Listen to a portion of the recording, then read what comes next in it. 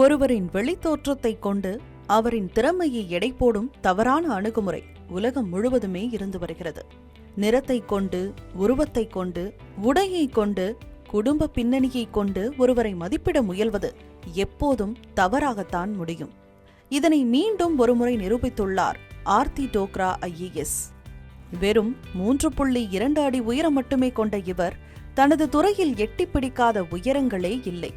உத்தராகண்ட் மாநிலத்தின் டேராடூனில் பிறந்த இவர் மிகவும் புகழ்பெற்ற வெல்ஹாம் பெண்கள் பள்ளியில் பயின்றார். தந்தை இராணுவத்தில் பணியாற்றியதாலும் தாய் பள்ளி முதல்வராக இருந்ததாலும் ஆர்த்தி டோக்ராவை சிறு வயது முதலே துணிச்சலான பெண்ணாக வளர்த்தனர். உயரம் குறைவாக உள்ளதால் ஏற்பட்ட தாழ்வு மனப்பான்மையையும் நீக்கினர்.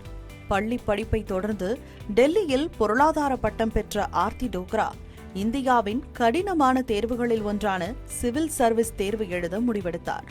அவரது உயரத்தை கொண்டு பலர் அவரை சாதாரணமாகத்தான் எடை போட்டார்கள். இருப்பினும் முழு மூச்சாக படித்த அவர் முதல் முயற்சியிலேயே IAS அதிகாரியாக தேர்வானார். தான் பணியாற்றிய மாவட்டங்களிலெல்லாம் முன்மாதிரியான பல திட்டங்களை அவர் கொண்டு வந்தார். குறிப்பாக திறந்த வெளியில் மலம் கழிப்பதை தடுக்கும் வகையில் ஆஜ்மீரில் அவர் கொண்டு வந்த புக்கா டாய்லெட் திட்டம் நாட்டின் பல்வேறு பகுதிகளுக்கு விரிவுபடுத்தப்பட்டது. நேபாளம், தாய்லாந்து உள்ளிட்ட நாடுகளிலிருந்தும் பிரதிநிதிகள் வந்து அந்த திட்டம் குறித்து அறிந்து சென்றனர். ராஜஸ்தான் சட்டமன்ற தேர்தலின் போது அஜ்மீர் மாவட்ட தேர்தல் ஆணையராக சிறப்பாக செயல்பட்டதற்காக கடந்த 2019ஆம் ஆண்டு குடியரசுத் தலைவரிடமிருந்து தேசிய விருதையும் அவர் பெற்றார். மாற்றுத்திறனாளிகளின் முன்னேற்றத்திற்காக அவர் தொடர்ந்து சிறப்பு கவனம் செலுத்தி வருகிறார்.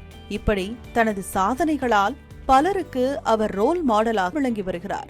மேலும் உயரத்தை காரணம் காட்டி விமர்சித்தவர்களும் நிமிர்ந்து பார்க்கும் அளவுக்கும் உயர்ந்துள்ளார் ஆர்த்தி டோக்ரா.